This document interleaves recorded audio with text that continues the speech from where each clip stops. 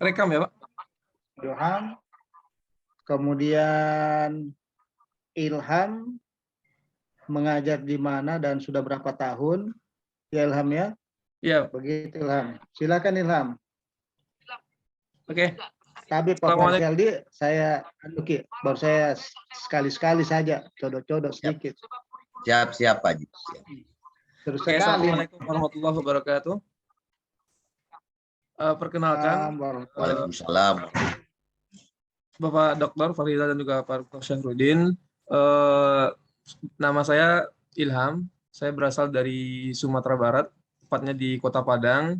Dan untuk lulusan ataupun saya alumni dari FIK UNP tahun 2014.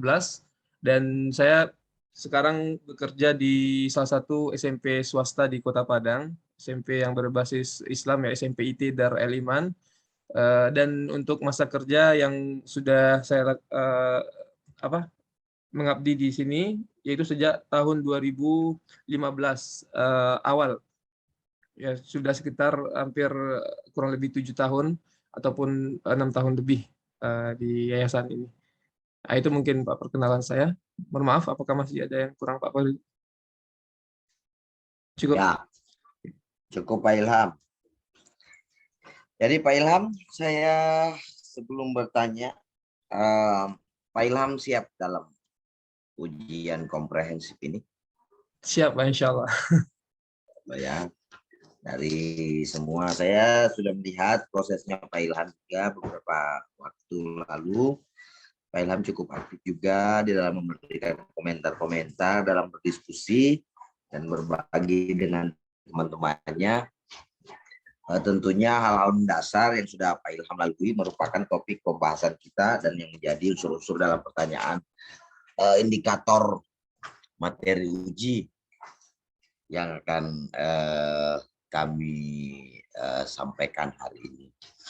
Pak Ilham, saya ingin mereview sedikit bagaimana Pak Ilham melalui beberapa tahapan kemarin,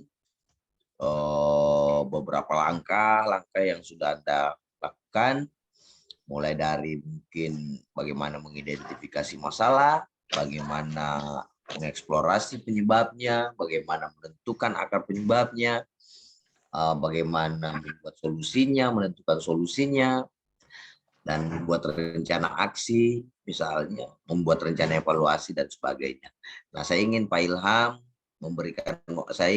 waktu Pak Ilham untuk menjelaskan tentang beberapa beberapa masalah. Cukup mungkin dijelaskan, dicontohkan 1 atau 2 masalah saja dalam hal teknis.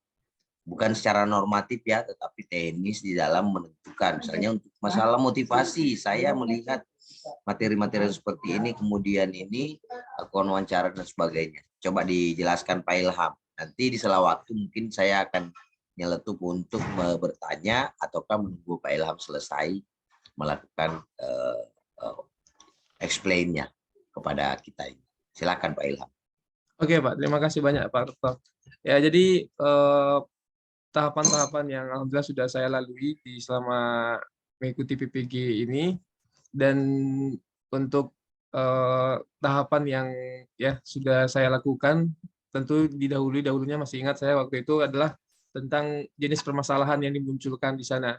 Dan kalau kita contohkan tadi sesuai dengan arahan Pak Dokter, saya melihat di sini dalam masalah pedagogik ya, tentang kemampuan guru dalam mengelola pembelajaran. Dan di situ saya melihat ada permasalahan di hampir semua kelas yang saya ajar mungkin. Yang ini tentunya saat memberikan penjelasan materi tentang salah satu materi ataupun beberapa materi PJOK dan hampir semua materi PJOK yang pembelajaran di kelas, yaitu anak-anak tidak bersemangat ya, karena selama ini mungkin yang saya lakukan menonton dan ini. Lalu saya dan ini masuk dalam jenis permasalahan pedagogik tentunya. Dan masalah yang identifikasi saat itu yaitu yang tadi itu, rendahnya minat dari peserta didik untuk mengikuti pembelajaran teori di kelas. Dan tentunya tahapan kalau sesuai dengan LKLK yang sudah kita buat kan di sana ada kita menganalisis dari permasalahan-permasalahan, semua permasalahan yang kita sudah identifikasi. Dan kalau untuk tahapan untuk kesempatan kali ini, Pak Dokter tadi meminta saya untuk 1 atau 2 ya. Dan saya fokus memang ke ini yang tadi permasalahan yang diambil adalah mengenai rendahnya minat peserta didik dalam menjalankan ataupun mengikuti proses PBM di kelas ya. Nah, terus tentunya setelah itu ada eksplorasi yang saya lakukan penyebab-penyebabnya ya, setelah melalui tahap wawancara literatur terlebih dahulu tentunya, terus wawancara juga dengan teman-teman sejawat, kepala sekolah, dan juga pakar-pakar yang sudah saya inikan, sehingga bisa mengerucut kepada akar penyebabnya ya, akar penyebab dari rendahnya minat belajar peserta didik dalam teori ataupun penjelasan tentang materi yang saya ajarkan di kelas, seperti itu. Dan dari dari yang saya dapatkan ya, dari eksplorasi tentunya itu banyak kita temui lebih kepada konten ataupun media yang dipakai oleh guru. Ya, media yang dipakai oleh guru ini kurang menarik selama ini, ya, kurang menarik karena biasanya kalau memang keterbatasan peralatan ataupun sarana prasarana yang ada di ini, selama ini memang metode yang disampaikan ya penjelasan mengenai metode ceramah gitu kan, palingan nanti tambahannya adalah buku pegangan anak ataupun buku siswa, dan itu tentunya bagi anak seumuran remaja, karena di SMP saya merasakan juga kalau saya di posisi mereka, mungkin saya juga akan tidak bersemangat ataupun kurang berminat untuk membaca dan mengikuti mencari lebih dalam ataupun tentang teori-teori yang ini, karena kan biasanya anak-anak ini lebih suka langsung praktek, walaupun sebenarnya kita tetap memahamkan kepada mereka pentingnya teori. Namun media yang saya gunakan selama ini menjadi akar penyebab masalah ini, salah satu akar penyebab masalah yang berpengaruh terhadap minat tersebut. Nah, maka di tahapan berikutnya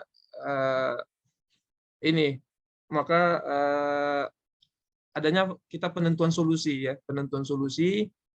tentang beberapa hal, media-media yang ditawarkan untuk agar anak-anak meningkat minat belajarnya. Nah, seperti itu. Dan dari eksplorasi juga solusi-solusi yang begitu banyak, dan yang paling memungkinkan dari ini adalah bentuk audiovisual ya, media audiovisual, itu kita lebih kenal dengan video pembelajaran seperti itu. Dan video pembelajaran ini saya rasa adalah solusi yang relevan ya, solusi yang sangat ini, karena apalagi anak-anak seumuran mereka ini sangat dekat dengan teknologi tersebut, dan bertepatan juga dengan sekolah saya di satu tahun terakhir ini telah memfasilitasi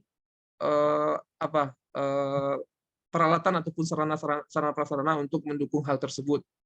Nah, makanya inilah solusi yang paling relevan yang saya akan gunakan untuk permasalahan rendahnya minat belajar siswa dalam mengikuti pembelajaran teori di kelas. Seperti itu mungkin, Pak Dokter.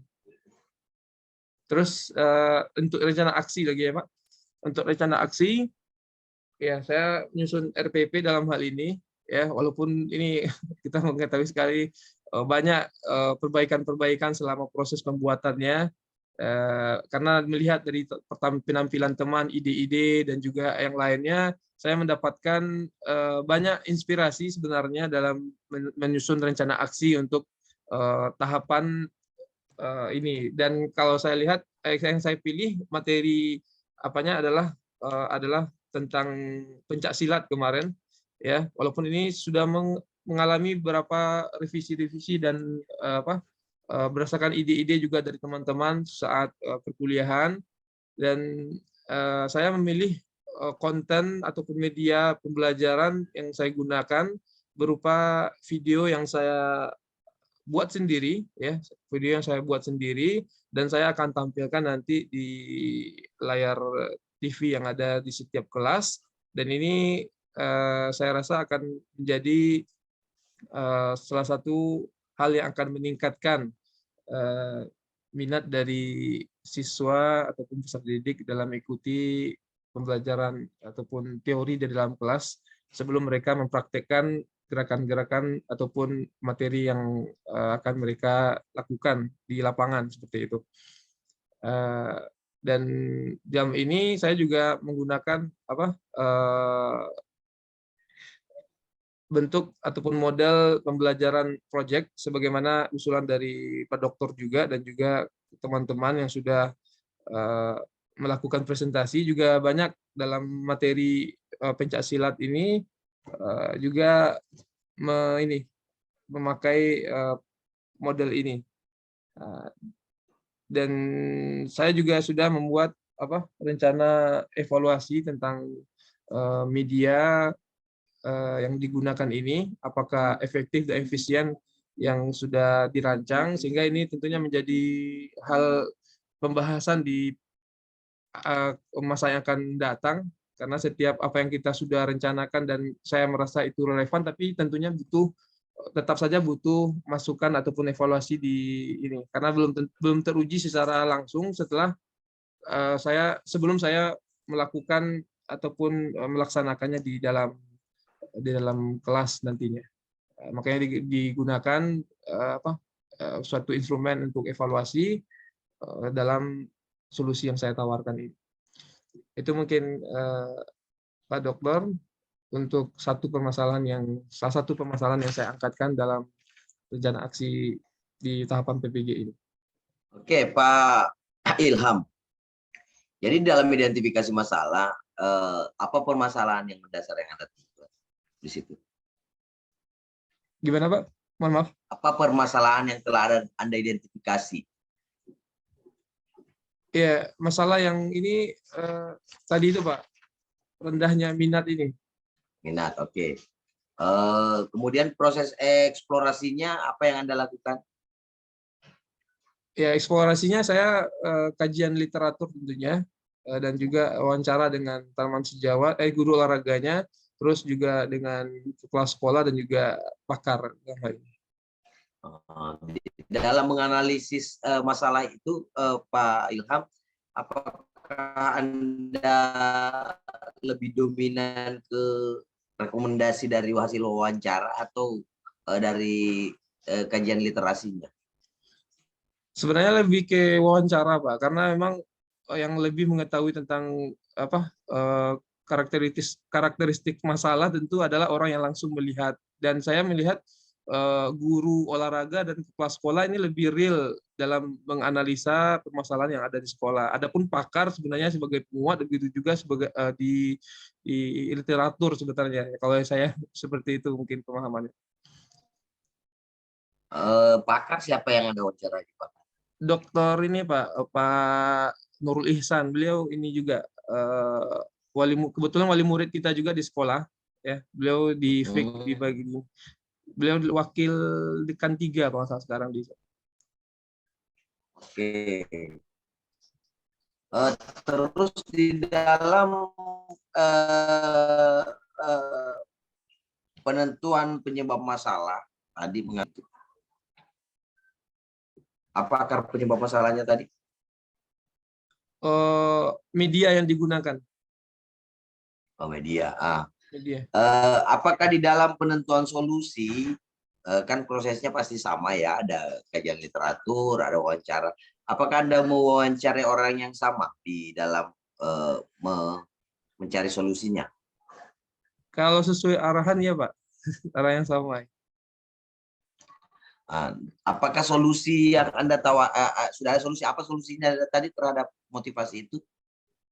Media yang saya gunakan itu dari semua yang saya wawancarai mengarah kepada video ataupun media video audio visual gitu. Dengan pendekatan model ya, Iya, model pendekatan program model ya. project based learning. Iya, project. Apakah Anda menganggap solusi yang Anda tawarkan itu sudah bisa mengatasi masalah itu? Ya, saya anggap iya, Pak. Karena memang ini sangat disesuaikan, dan sebenarnya kalau untuk ini juga, Pak, saya melihat dari teman-teman saya yang di mata pelajaran lain, ya sangat efektif dengan penggunaan video pembelajaran di sekolah dan ini. Dan tentunya di olahraga, walaupun sebenarnya kan kita tidak sama karakteristiknya dengan mata pelajaran IPA ataupun yang lain, tapi setidaknya untuk orientasi ataupun proses mengamati ini sepertinya dari video ini sangat efektif, saya rasa. Cara apa yang Anda gunakan itu untuk menetapkan bahwa solusi ini yang paling bagus di antara beberapa alternatif? Gimana, Pak? Maaf. Cara apa yang Anda gunakan, teknik apa yang Anda gunakan untuk mengklasifikasi bahwa akhirnya menuju pada solusi ini adalah solusi yang paling tepat? Cara apa yang Anda gunakan untuk Ya, dari memfilter solusi-solusi?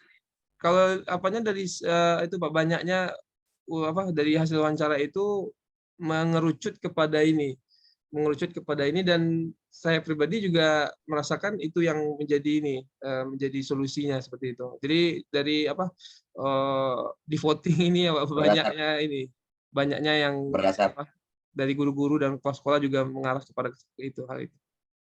Berdasarkan hasil korespondensi ya. Iya. Oke. Kemudian bagaimana cara Anda untuk menuangkan solusi itu ke dalam perangkat pembelajaran yang Anda buat? Iya, tentunya solusi yang saya ini kan ini tentunya saat ini proses di kegiatan inti ya, proses kegiatan inti dalam tahap pengamatan, ya saya akan menampilkan nanti rencana saya juga diiringi dengan ini bantuan PPT, Pak. Kan fokusnya ini ke video, tapi ada juga rencana saya di PPT juga mungkin untuk ini, karena ada penjelasan sedikit, mungkin pengenalan karena memang ini kan kelas 7 ya, Pak. Ada pengenalan mungkin tentang sejarah singkat pencaksilat dan yang lainnya, dan saya rasa menggunakan PPT ini sepertinya lebih efektif, lebih ini dibandingkan muncul di video atau ini. Bagaimana cara Pak Ilham mengukur itu? Menilai bahwa rencana aksi yang Anda lakukan itu bisa berhasil untuk mengatasi masalah yang diidentifikasi? Oke, karena berhubungan dengan minat belajar siswa, maka ini lebih kepada survei ke peserta didik sebenarnya, Pak. Ya, tentu di instrumen evaluasi nanti fokusnya di media yang saya tawarkan menjadi salah satu solusi ini.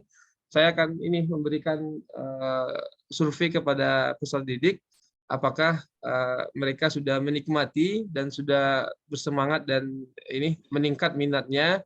Tentunya Ya, dari itu bisa saya simpulkan ada peningkatan dari apa yang sudah saya tawarkan solusi.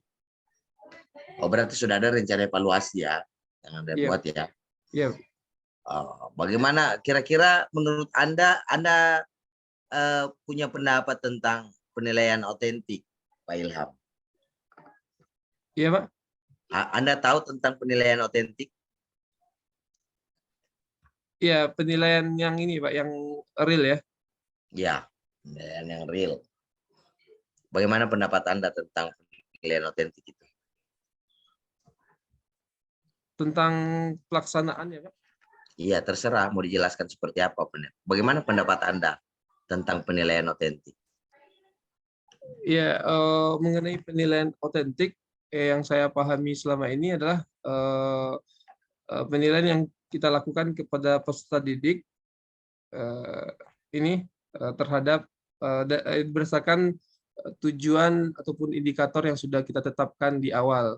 Dan di situ muncul tentunya instrumen-instrumen yang kita gunakan untuk menilai penilaian tersebut. Dan di sana juga ada prosedur-prosedur yang harus kita lalui untuk mendapatkan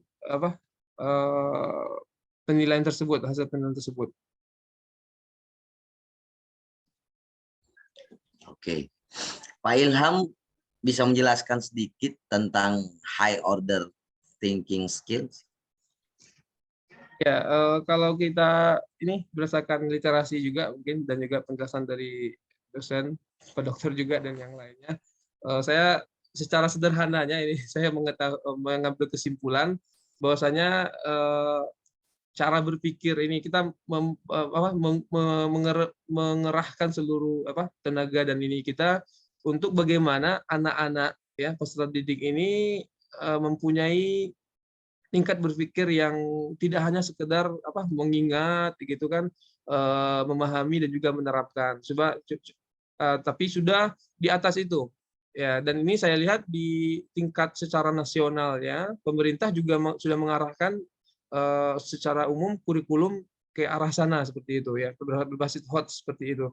Karena yang diharapkan tingkatannya di atas itu, bukan berarti tahap remembering, understanding dan juga applying ini tidak dilakukan, tapi sudah di atas itu, sudah melebihi ya, sudah bisa menganalisis ya, sudah bisa juga menyimpulkan ataupun mengevaluasi dan juga tentunya ada mencipta kalau yang saya tahu di tingkat paling akhir ataupun paling tinggi dalam HOTS tersebut. Nah, itu. Berarti materi yang Anda kembangkan itu ini sudah berbasis HOTS ya? Iya, Pak. Betul. Ya, karena dari model pembelajaran yang saya jalankan, di situ kan ada proses proyek mereka dan produk yang dihasilkan, dan saya rasa ini sudah di olahraga sudah sangat Masya Allah deh. Apalagi untuk di tingkat di kelas 7 mereka sudah bisa merangkai gerakan-gerakan yang ini, dan saya rasa itu sudah tercapai pembelajaran berbasis HOTS-nya.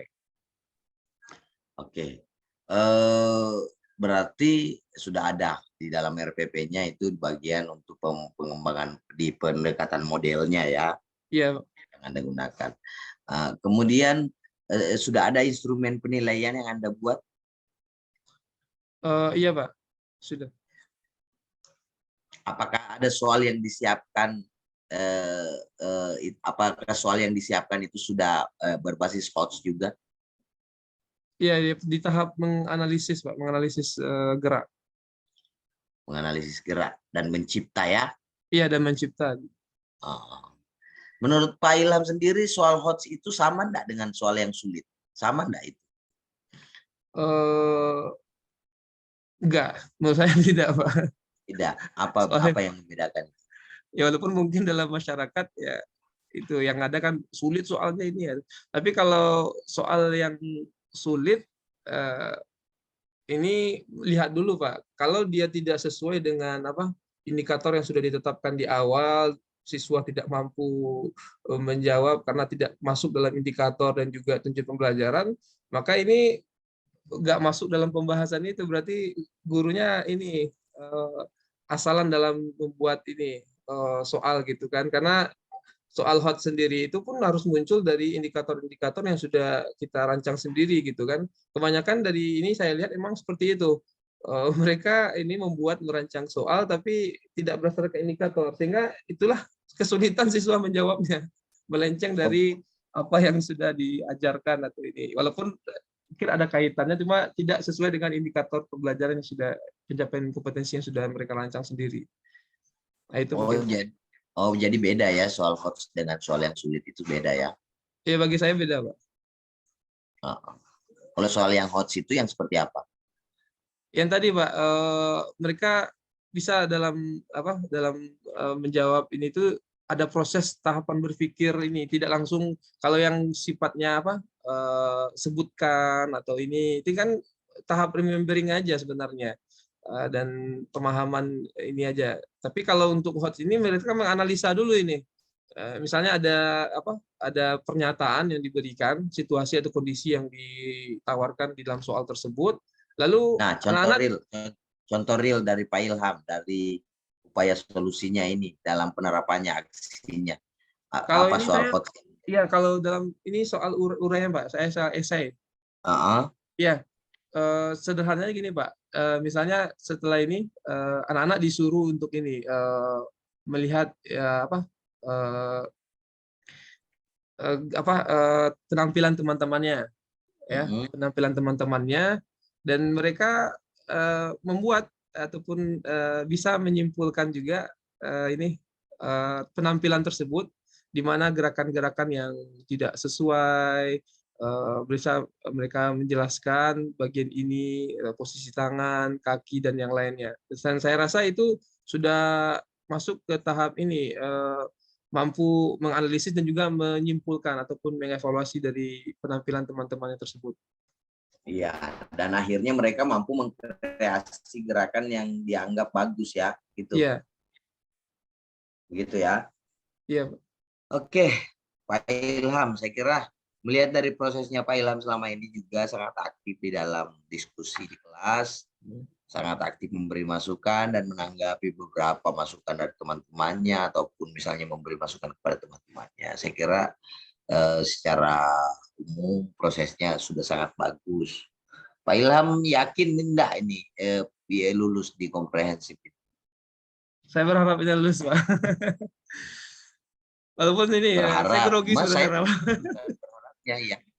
Yakin nggak? Yakin insya Allah, Pak. Berapa persen? 85 lah, Pak. 85. Wah, Karena Yohana ada tadi beberapa, 100% loh. gimana Pak? Yohana tadi 100% yakinnya lulus. Kayak saya tadi ada kekurangan saya, Pak. Saya ada kekurangan dalam hal ini. Ada hal-hal yang belum betul-betul saya pahami secara sempurna gitu, Pak. Makanya saya ya walaupun berkurang dari 100% tapi tetap optimis, Pak. Pak Ilham, dalam proses PPG ini, kira-kira menurut Anda ini, apa hal dalam kompetensi yang mungkin Anda dapatkan, yang paling substansi yang Anda dapatkan dari seluruh proses yang telah Anda lewati? Apa kira-kira yang bisa Pak Ilham jelaskan? Yang menurut Anda dari hal kompetensinya, apakah pengalamannya atau apanya yang betul-betul bisa mengupgrade? Paling ini Pak, dan saya rasakan ini, saya juga berdiskusi dengan istri gitu kan, saya bercerita tentang ini, dan bagi saya, walaupun saya tetap berharap ini Pak lulus gitu kan dalam tahap ini, tapi pun walaupun tidak lulus nantinya, saya sudah mendapatkan pengalaman yang sangat berharga dari tahapan-tahapan merancang suatu kegiatan pembelajaran dan juga menjalankan, dan juga nanti mengevaluasi seperti itu. Dan tentunya ada rencana tidak lanjut dalam hal itu. Dan ini sangat berharga dan saya bertekad akan memberikan kepada teman-teman saya yang ini, yang belum mendapatkan kesempatan di PPG. Karena jujur saya Pak, kalau sekolah saya ini Pak, ini karena swasta ya Pak, jadi gurunya ini turnover-nya agak tinggi nih Pak. 1 tahun dilirik ke PP3K atau mungkin ke yayasan lain, sehingga kemampuan gurunya ya terus ini kita 1 tahun membina udah pergi, 1 tahun membina. Makanya dengan mungkin saya perwakilan di sekolah ini dan berkesempatan untuk berbagi, saya akan ini kan. Nah, itu mungkin Pak. Proses tahapan-tahapan ini saya rasa teman-teman tidak terlalu memahami dengan baik karena mereka tidak difasilitasi, dan di perkuliahan saja kalau kita lihat berapa SKS cuman dalam tahap ini, dan itu pun kan tidak seefektif kegiatan PPG pada kegiatan ataupun dalam program ini. Itu mungkin Pak saya paling berharga bagi saya. Baik, saya kira cukup dari saya Pak Ilham. Mungkin nanti ada beberapa pertanyaan tambahan dari Pak Dr. Syahrudin, karena beliau juga ada kesibukan di room yang lain kayaknya bersamaan. Beliau lagi di luar kota, kayaknya ada visitasi lagi. Beliau ini ya, beliau pimpinan saya ini di fakultas. Iya, kenapa dapat informasi juga seperti itu Pak? Sehingga saya merasa ini canggung juga kalau mau banyak ngomong di depan beliau. Pak Haji mungkin sudah bisa memberi beberapa pertanyaan lagi, Pak Haji. Iya. Saya kasih kecil dulu. Anu yang kasihkan materi. Pak Sawal Gultom, mantan rektor Unimed. Memang dia orator juga. Jago. Ilham. Iya, Pak. Halo Ilham. Ya, halo, Pak. Ya, Ilham mendengar suara saya. Bisa, Pak, insya Allah, Pak. Ya, Halo, Pak. oke. Ilham, Ya, Pak. seorang guru ya bukan hanya wajib memiliki atau menguasai konten dari materi yang diajarkan, tetapi seorang guru wajib juga menguasai teknologi pedagogik dan konten pedagogik, ya kan? Iya. Artinya guru profesional itu selain dia menguasai materi yang dia berikan, dia juga harus menguasai materi pedagogik dan dia juga harus menguasai teknologi di dalam pembelajaran. Betul. Atau biasa disebut kalau kita bagi beberapa irisan, maka dia akan menjadi TPACK. Betul. Nah, silakan Ilham menjelaskan atau mengemukakan rencana pembelajaran Anda dengan melibatkan TPACK. Silahkan. Ya, yang saya simpulkan dari literatur dan juga penjelasan dari dosen-dosen selama ini tentang TPACK ini, yaitu kombinasi antara teknologi dan juga di situ ada pedagogik dan juga pengetahuan yang langsung kau berikan bentuk, Pak. Contohnya, berikan. Oh gitu. Ya, saya dalam aksi dan aksi yang saya buat, saya ini, Pak, di dalam rencana membuat aksi yang akan kau berikan. Ya, saya membuat ini, Pak, PPT di sana, PowerPoint, presentasi untuk menjelaskan kepada ini siswa, karena ini saya rasa sudah masuk dalam penerapan teknologi dan juga situ ada unsur ini pengelolaan kelas dan itu kan masuk dalam rancangan pembahasan pedagogiknya. Dan saya rasa efektif dan efisien dengan menggunakan PPT ini. Dan dalam PPT itu tentunya saya akan memilih konten ataupun animasi-animasi ataupun menyelipkan video juga yang sesuai dengan karakteristik peserta didik saya yang saya ajarkan, yaitu di tingkat SMP tentunya, di tingkat SMP ataupun remaja. Jadi seperti itu, Pak, rancangan penerapan TPACK yang saya akan jalankan di aksi ataupun PPL nanti.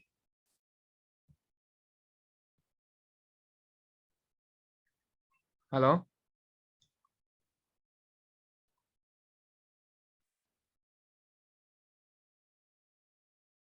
Halo? Masih termute, Pak Haji, termute. Masih. Oh iya. Dalam pembelajaran Ilham. Ya, Pak. Ya, saat ini, selama ini kita hanya tertuju kepada peningkatan intelijensi. Ya. Bahkan paling jauh peningkatan kepada keterampilan, tidak terlalu menyentuh peningkatan kepada ranah afektif. Nah, sehingga ya banyak orang termasuk pendidik sebelumnya mahasiswa atau siswa itu belum mengikuti ujian, dia sudah bisa menentukan nilai yang dia berikan. Kenapa demikian? Karena ada sesuatu hal di antaranya ya ketidakobjektifan di dalam melakukan assessment. Nah, di dalam melakukan assessment. Apakah nanti di dalam pembelajaran atau PPL yang Anda lakukan, Anda atau Ilham memberikan penilaian dalam bentuk kognitif, afektif, dan psikomotor.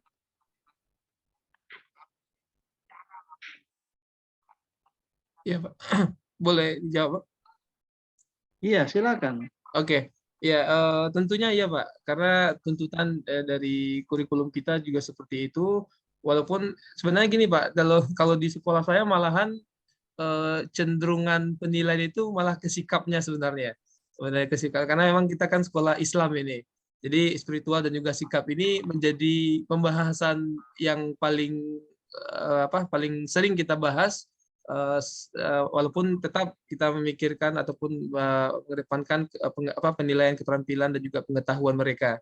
Maka dalam penilaian yang akan saya jalankan di PPL nanti, tentunya saya akan berfokus juga terhadap penilaian afektif ini, karena ini sudah sangat sesuai dengan pola ataupun yang diterapkan selama ini di sekolah seperti itu.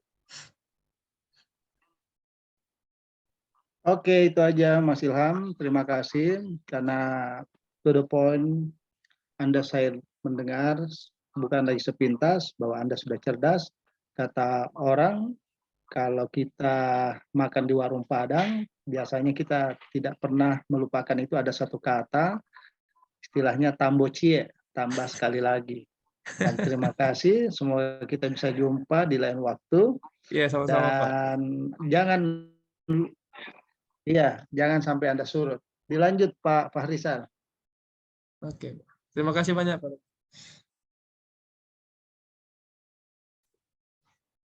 Masih mute Pak Dr. Fahrizal.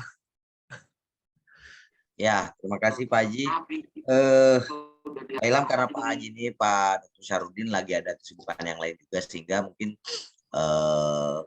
presentasi untuk bertanya itu saya yang diberikan kesempatan tentunya, tapi beliau tetap menyimak juga dari beberapa yang dijelaskan Pak Ilham tadi.